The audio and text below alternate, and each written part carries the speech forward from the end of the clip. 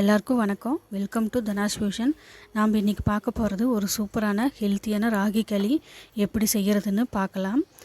இது ரொம்ப ஹெல்த்தியானது. ஈஸியாக குக்கரில் எப்படி செய்கிறதுன்னு நம்ம பார்க்கலாம். சரி, இப்போ வாங்க வீடியோக்குள்ளே போய் எப்படி செய்கிறதுன்னு பார்க்கலாம். இதுக்கு ஒரு ப்ரெஷர் குக்கர் எடுத்துக்கோங்க. இதில் ஒரு டம்ளர் அளவு பச்சரிசி எடுத்துக்கோங்க.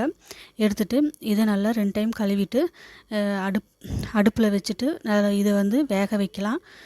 இது ஒரு பாதி அளவுக்கு அரிசி வந்தால் போதும். இப்போ அடுப்பில் வச்சிடலாம். இப்போ நம்ம ஒரு மிக்சிங் பவுல் எடுத்துக்கலாம். மிக்சிங் பவுல் எடுத்துகிட்டு ராகி பவுடரை கேழ்வரகு மாவு இந்த டம்ளர்லேயே 3 டம்ளர் அளவுக்கு ஒரு பவுலில் சேர்த்துக்கலாம். சேர்த்துட்டு இதுக்கு தேவையான உப்பையும் இது கூட சேர்த்துக்கலாம். உப்பையும் சேர்த்துட்டு தண்ணி மூழ்கிற அளவுக்கு தண்ணி ஊற்றிக்கோங்க. உப்பு சேர்த்ததுக்கப்புறம் தண்ணி ஊற்றிக்கோங்க. மாவு முழுகிற அளவுக்கு தண்ணி ஊற்றிட்டு நல்லா கெட்டி இல்லாமல் நல்லா கலந்துக்கோங்க. கையிலையும் நல்லா பிசைஞ்சு எடுத்துக்கோங்க. இப்போது சாப்பாடு வெந்துருச்சான்னு பார்க்கலாம்.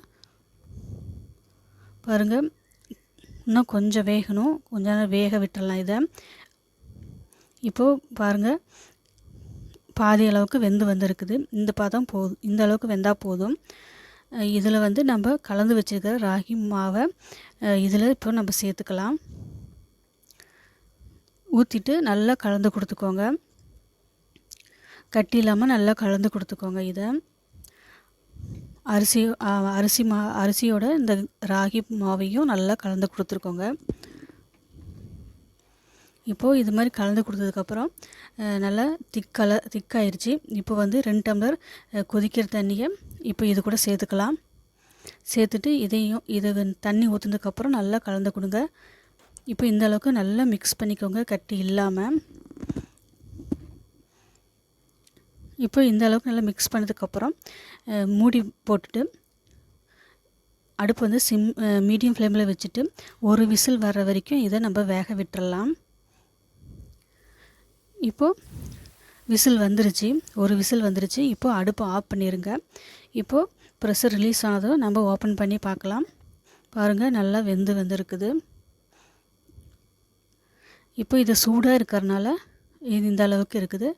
கொஞ்சம் ஆறுனதுக்கப்புறம் நம்ம ஒரு பவுலில் எடுத்து தண்ணி கொஞ்சம் அதில் கொஞ்சம் போட்டுட்டு அப்ளை பண்ணிவிட்டு இந்த களியை ஒரு கரண்டி எடுத்து இதில் போட்டுட்டு நல்லா உருண்டை பிடிக்கலாம். இது இப்போது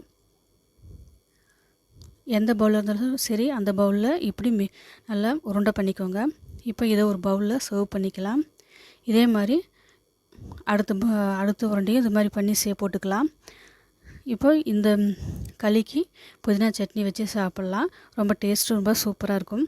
இதே மாதிரி நீங்களும் செஞ்சு பாருங்கள். இனி அடுத்த ஒரு சூப்பரான வீடியோவில் பார்க்கலாம்.